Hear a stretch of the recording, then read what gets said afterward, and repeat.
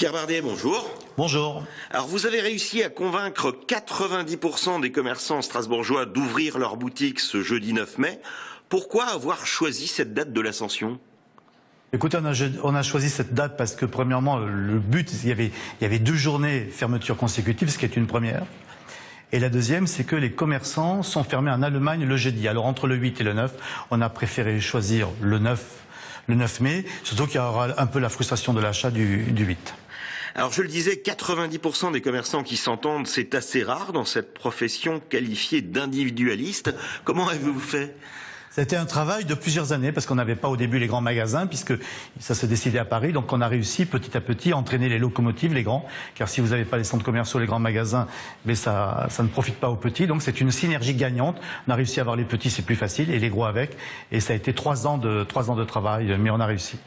Alors est-ce qu'ailleurs en Alsace, il y a également ce large consensus sur le 9 mai ? Alors c'est dans chaque, Colmar, je crois, ouvre aussi le 9 mai. Je ne sais pas s'ils ont réussi à avoir autant de monde. Nous, c'est quand même une exception avec 90% d'ouverture. Et dans d'autres villes, Vendenheim ouvre par exemple le 8 mai, ce qui est très bien pour nous parce que comme ça, on n'aura pas de concurrence. Les consommateurs pourront aller dans le nord et puis venir dans la capitale européenne le lendemain. Alors justement, on va parler de vos concurrents. L'outlet de Roppenheim, lui, sera fermé. C'est une bonne nouvelle pour vous. C'est excellent. Ils ont choisi le lundi de Pentecôte, donc on ne se fait pas concurrence et le consommateur a plus de choix. Donc c'est très bien qu'ils aient choisi cette date. Alors cette date, vous l'avez sûrement choisie aussi pour le chiffre d'affaires espéré.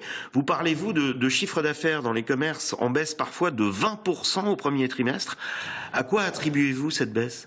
Il y a 2 raisons. Premièrement, il y a la conjoncture ambiante, cette ambiance qu'il y a. Vous savez, tous les jours, il y a une nouvelle qui tombe, gouvernementale ou autre. Il y a une ambiance, une sinistrose au niveau de l'Europe. Donc c'est vrai que tout le monde fait attention. Et puis surtout, ce climat hivernal qu'on n'a jamais eu depuis X années, qui donne pas envie d'acheter, qui donne pas envie d'acheter de l'été, qui donne pas envie d'acheter des petites robes de printemps ou des vêtements de printemps ou des costumes de printemps. Donc c'est vrai que les gens n'ont pas envie d'acheter. Il pleut tout le temps depuis 4 mois. Et je dois dire que ça joue sur le moral des gens. Alors, vous faites également des animations pour cette journée de solidarité. C'est vraiment utile de proposer des animations ? Ça draine la fréquentation ?